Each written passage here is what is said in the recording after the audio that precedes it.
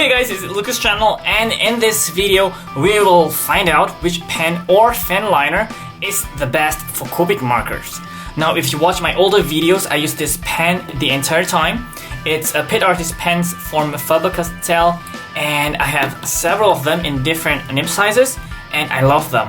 I have no problem with them so far, but recently I have been experimenting with other brands and they aren't bad at all. So I'm going to do some tests and we will go through some points to find out which one of these pens is the best. So for this experiment, I'll be using 6 different kinds of pens or finliners. And the first one will be the Pit Artist pen from faber-castell. The second one is the Eco Pigment, also from faber-castell. And then I have a Staedtler. And I have a Sakura Pigma Micron. And the next one is the Unipen Fineline. And the last one is the Copic Multiliner SP.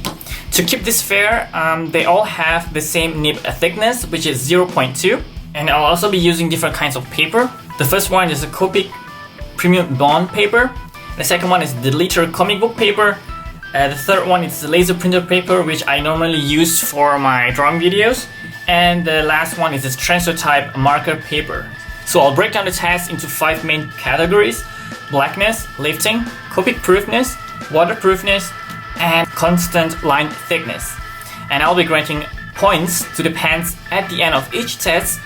And to keep it simple, it will be numerical. 1 will be the poorest and 3 will be the best. Of course, to be somewhere in between. We'll start with blackness. I'll be giving 3 points to the pen which has really black ink. Personally, I love the black ink to be very black. Of course, this is a personal preference, so you can change the point system the way you see fit.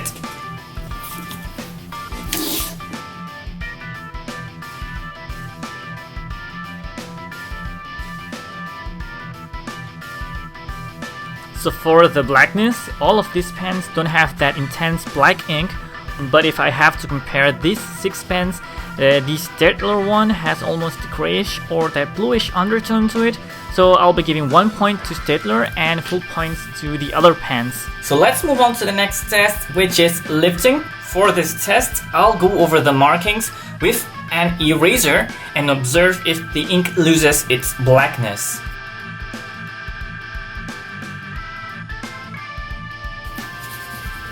The ones who loses its blackness are both pens from faber-castell, so 1 point to each. Staedtler also loses its blackness, but not as bad as faber-castell pens, so I'll give 2 points. For the other 3 pens, the blackness almost doesn't change, so 3 points to those each. The next test, which is the most important one, is the Copic proofness, which means that the ink will not bleed when you color an area with your Copic marker. And I'll divide the test into 3 subcategories, which will be Copic proofness of lines, dots, and blocks. And I'll leave the ink to dry for at least 5 to 10 minutes.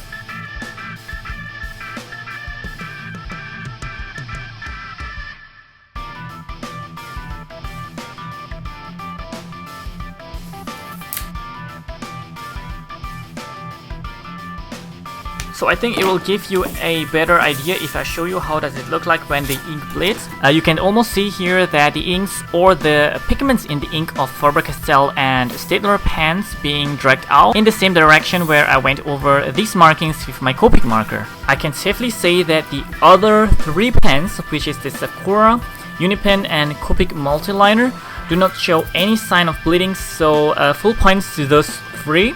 Faber-castell pens did pass the lines test, so 3 points, but they failed the other tests, and so did the Staedtler pen.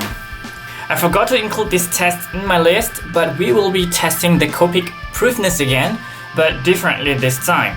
I will color an area with Copic marker first, and then after 5 minutes, I'll go over the area with the fineliners and see if the ink bleeds.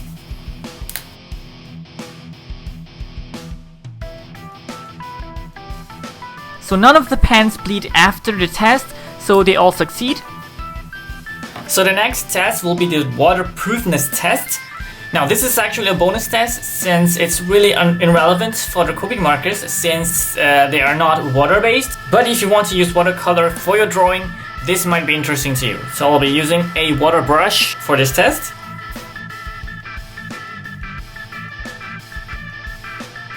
Now this is very interesting since none of them are perfectly waterproof, but if I had to pick a winner, it's definitely Copic multiliner. You can see that almost no bleeding occurred here. But then again, this is a bonus test, so I'll not be giving any points.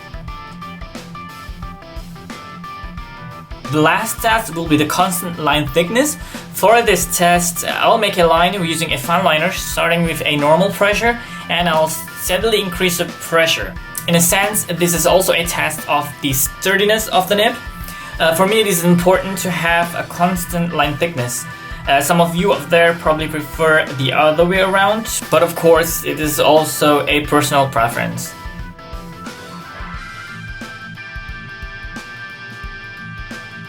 It's quite hard to pick a winner for this test, but Staedtler clearly lost this test. The nib is softer than the rest of the pens, so it means if you apply a bit of pressure, the line thickness changes. It's not as drastic as you might think, but it's certainly noticeable. So 1 point to Staedtler.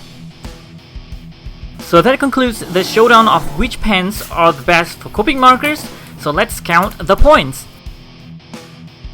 As you can see here, we don't have a clear winner since 3 pens ended up having the same points. So if you decided to get any of these 3 pens, you are making the right decision. So that's it for this video. I hope I did make it easier for you guys out there in deciding which pens to buy.